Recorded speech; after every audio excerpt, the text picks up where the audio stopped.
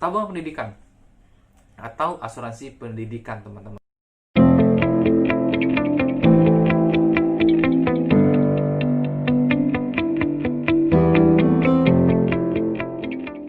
Halo rekan-rekan sekalian, apa kabar? Kembali lagi dengan saya Yudi Darmawan. Nah, hari ini kita akan belajar yang namanya tabungan pendidikan atau asuransi pendidikan atau persiapan pendidikan, mana yang paling betul. Nah, tentu saja persiapan pendidikan, di mana pendidikan tuh harus dipersiapkan dari sejak dini. Kenapa harus disediakan sejak dini? Biayanya mahal banget, teman-teman. Jadi kalau kemarin saya sedikit bahas soal inflasi ya, inflasi pendidikan tuh adalah inflasi yang paling tinggi di antara inflasi-inflasi yang lainnya, 10 sampai 15%. Itu adalah inflasinya pendidikan, teman-teman. Inflasi itu apa ya? Kenaikan harganya gitu ya, harga masuknya, uang sekolah dasarnya, dan lain-lainnya itu pokoknya dia naik, teman-teman. Nah, ada hal yang harus kita persiapkan sebenarnya. Nah, apa-apa aja? Nah, kita akan bahas satu-satu ya, teman-teman ya. Oke, teman-teman, pembahasan yang pertama adalah mengenai apa itu dana pendidikan atau apa itu persiapan pendidikan. Dana pendidikan adalah dana yang harus dipersiapkan atau dana yang akan dipergunakan nantinya untuk pendidikan anak sepenuhnya. Meliputi apa aja? Yang pertama, uang masuknya, teman-teman. Yang kedua, SPP. Yang ketiga, uang semesteran, uang SKS. Apalagi ya, alat-alat keperluan mereka. Kalau misalnya arsitek, dia punya alat-alat khusus. Biasanya dokter juga begitu. Kalau anak DKV juga begitu. Lalu dia beli buku gitu, itu termasuk peralatan yang ada. Biaya kos, biaya makan, ya enggak? Ya, jadi itu adalah yang dibutuhkan sama anak-anak kita untuk menempuh pendidikan, baik itu SD, SMP, SMA, perkuliahan S1, S2, bahkan sampai S3. Nah, kita penting untuk mengetahui apa rancangan kita ke depannya gitu. Ya, walaupun mungkin nanti anaknya belum tentu misalnya mau jadi dokter gitu, dia ternyata menjadi insinyur, nggak apa-apa. Tapi kita harus merancangkannya, teman-teman. Itu hal yang paling utama. Targetnya who. Jadi siapa sih yang kita biayain pendidikan? Sebenarnya macam-macam, teman-teman ya. Mungkin kita jadi orang tua asuh, juga bisa ya anak-anak yang membutuhkan. Bisa nggak kita bantu? Bisa juga, teman-teman. Lalu yang kedua mungkin saudara kita gitu ya, kita bantu. Bisa nggak? Bisa juga. Lalu juga bisa juga ya anak kita tentunya gitu kan, buat kedepannya. Jadi dana pendidikan itu nggak melulu soal anak kita aja, tetapi kita juga bisa bantu yang lainnya. Jadi harus persiapkan nggak? Ya harus gitu. Ini adalah salah satu bentuk di mana kita komitmen agar pendidikannya sampai selesai gitu ya, teman-teman. Jadi kalau tanya siapa, ya banyak. Nggak harus anak-anak, berarti teman-teman yang bujang, yang masih gadis gitu ya, mempersiapkan sekarang dana pendidikan boleh nggak? Ya boleh-boleh aja. Nggak usah khawatir gitu. Kenapa? Bisa dicicil. Nanti kita akan belajar sama-sama. Kapan? Kalau ditanya kapan kita persiapan pendidikan itu, udah tahu dong jawabannya. Sejak dini. Ya pasti, teman-teman ya. Jadi kita harus disediakan sejak dini. Kenapa harus sejak dini? Karena lebih murah, teman-teman. Nanti saya akan memberikan satu gambar ilustrasi ya, perbandingan kalau misalnya kita siapinnya dari sejak umur anak masih kecil ataupun dari umur 0 bahkan, kalau misalnya terus anaknya umur 5 tahun dengan dana yang sama ya, teman-teman. Saya akan kasih gambarannya, nanti saya akan buat, teman-teman. Nah, teman-teman kalau mau tahu kenapa kita harus siapkan dari sejak dini, karena ada inflasi, teman-teman ya. Inflasi itu udah sedikit saya bahas di video yang sebelumnya. Kalau teman-teman nanti boleh lihat lagi video yang sebelumnya ya. Nah, inflasi itu pendidikan tuh yang paling tinggi, teman-teman. Jadi kenapa kita harus siapkan betul-betul matang-matang? Karena inflasi itu pendidikan tinggi, 10% sampai 15% itu per tahun naik, teman-teman. Nah, kalau ditanya, nah Yud, sekarang kan zamannya COVID nih, katanya new era yang baru ya, new normal gitu kan, normal yang baru. Nanti seperti apa? Saya nggak bisa prediksi juga dunia pendidikan seperti apa, dunia internet nanti pelajaran online seperti apa, nggak tahu gitu ya. Tapi yang kita mau pastikan bahwa kita siap-siap intinya.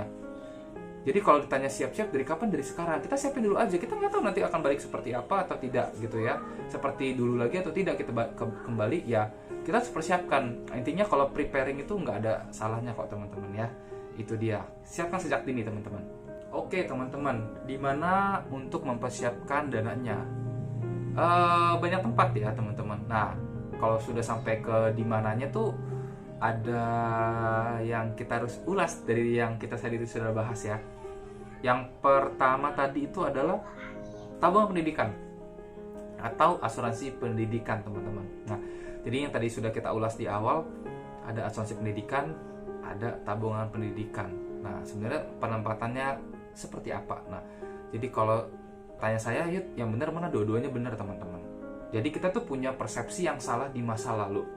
Saya tahu sekali di era-era, ya kalau saya anak 90-an ya, jadi saya tahu banget dulu di era-era 90-an tuh banyak orang yang mengandalkan asuransi satu institusi gitu ya teman-teman. Ya saya sebut aja asuransi deh gitu.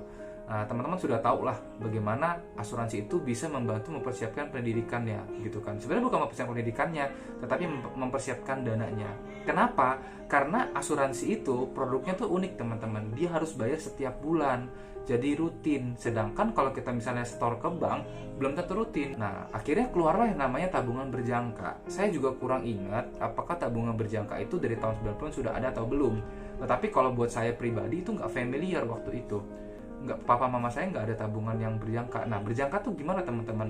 Dia tiap bulan itu ada yang di debit, ada yang nggak di debit sih gitu. Tabungannya dipisah teman-teman, jadi nggak kayak tabungan biasa.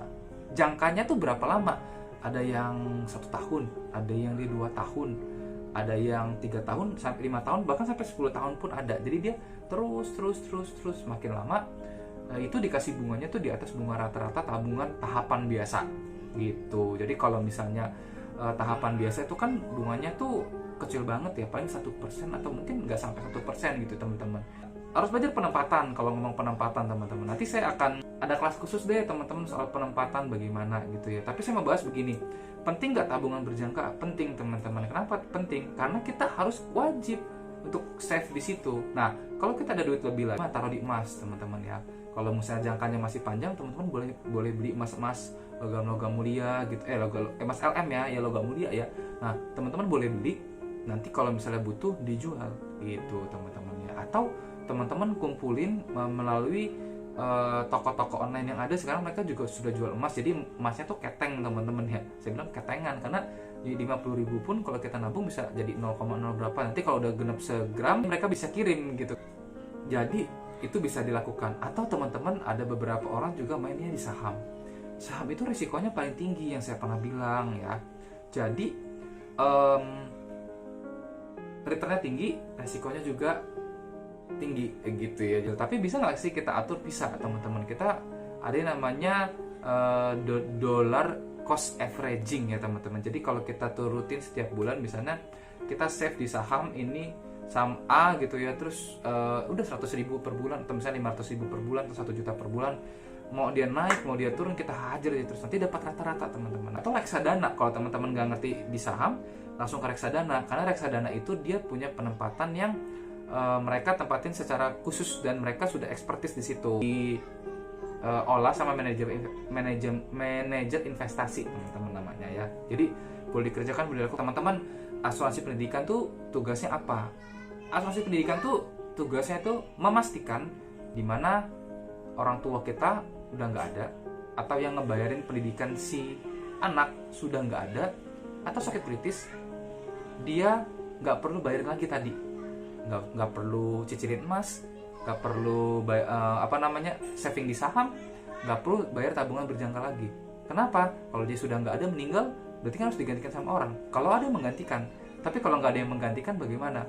Nah itulah tugasnya asuransi pendidikan teman-teman gitu. Kalau kalian sakit kritis gimana? 5 tahun misalnya nggak bisa bayar lagi karena harus pemulihan, duit yang harus ditabungin dialokasiin buat pengobatan. Itu pernah terjadi sama papa saya juga gitu kan. Jadi pengobatan tuh butuh duit yang banyak, buru-buru tabungannya makin habis. Nah gimana? Nah itu makanya harus disiapin di asuransi pendidikan gitu. Ini bukan promosi teman-teman, tapi ini mekanisme. Jadi dua-duanya itu harus berjalan beriringan gitu. Ada rencana, ada juga yang menjaga Jadi bukan berencana aja, tetapi juga menjaga. Asuransi pendidikan sendiri dibutuhkan. Siapa sih yang dilindungin? Nah, kalau siapa yang dilindungin adalah tentu saja orang tua, bukan anaknya, teman-teman ya. Kalau anak ya nanti asuransi kesehatan, nanti saya akan bahas lagi di video yang berikutnya. Tetapi yang saya mau bahas adalah orang tua adalah hal yang paling penting yang anak-anak butuhkan, teman-teman. Mengapa pendidikan sangat penting, teman-teman? Pendidikan sangat penting karena pendidikan itu bisa diturunkan ke anak cucu kita, bahkan ke orang banyak, teman-teman ya. Sebenarnya ilmunya sih yang diturunin, bukan pendidikannya gitu ya. Harta bisa habis, teman-teman, tapi pendidikan ataupun ilmu itu nggak bakal bisa habis. Kita mau belajar, sebenarnya kuncinya itu aja. Itulah kenapa pendidikan itu sangat penting, karena kita akan berpengaruh sama dunia dan khususnya buat keturunan-keturunan kita. Nah, makanya kalau ditanya mengapa pendidikan sangat penting ataupun persiapannya tadi, kalau kita sudah bahas yang di atas-atas itu sangat penting, ya karena memang mengubah dunia. Dunia itu siapa? Keluarganya teman-teman, koleganya teman-teman gitu, lingkup kerjanya teman-teman sekalian, dan macam-macam. Oke teman-teman sekalian, untuk yang terakhir adalah bagaimana kita mempersiapkannya. Nah, yang pertama tadi kita tetapkan dulu tujuannya kemana. Mau kemana anak itu kuliah, mau kemana anak itu sekolah. Nanti kita tahu angkanya.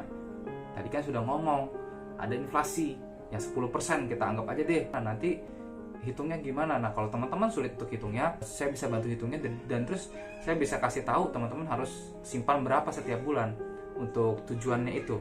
Gitu, karena itu penting. Lalu yang ketiga, selain sudah dihitung tadi, sudah dipersiapkan gitu kan, sudah dimulai. Nah, kita juga harus mulai namanya punya dana cadangan. Kalau saya ngomong dana cadangan kemarin, nah, dana cadangan itu yang paling murah bentuknya adalah asuransi pendidikan tadi yang saya bilang tadi. Nah, siapa sih yang dilindungin? Yang dilindungin yang cari duit, suami, istri, papa, mama, ataupun si donatur yang tadi kita cerita ya di atas. Nah, itu sangat penting. Kenapa? Memastikan anak itu akan tetap bersekolah. Nah, itulah yang harus kita hitung, teman-teman. Jadi caranya tadi yang pertama, menetapkan dulu mau kemana kira-kira dia.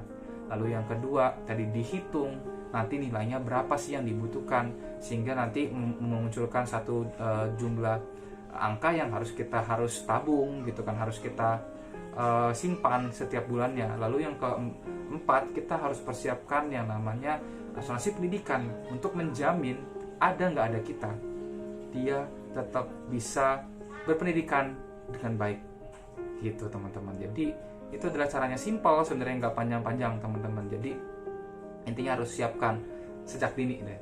Saya akan untuk teman-teman sekalian, nanti teman-teman boleh kontak saya di DM aja boleh, atau nanti telepon ataupun bisa di WA. Nanti saya akan kasih nomor WA saya, teman-teman. Oke teman-teman, thank you buat yang sudah nonton video ini ya. Mudah-mudahan bermanfaat buat teman-teman sekalian gitu, buat keluarga juga. Saya berharap sih kita sama-sama mengerti bahwa pendidikan itu penting, teman-teman, dan juga harus dipersiapkan sejak dini, ya, seperti yang dibilang tadi di awal. Jadi teman-teman tetap sehat, tetap semangat, cari cara bagaimanapun juga agar tujuan itu boleh tetap di dalam rencana kita. Dan juga yang terakhir, jangan lupa berserah dan selalu berpengharapan kepada Tuhan, bahwa Tuhan pasti sediakan jalan buat kita semua. Indonesia akan dipulihkan, dunia akan dipulihkan, dan teman-teman saya berharap tetap semangat ya. Oke teman-teman, thank you. Sampai ketemu di video saya yang selanjutnya. Saya Yudi Darmawan pamit.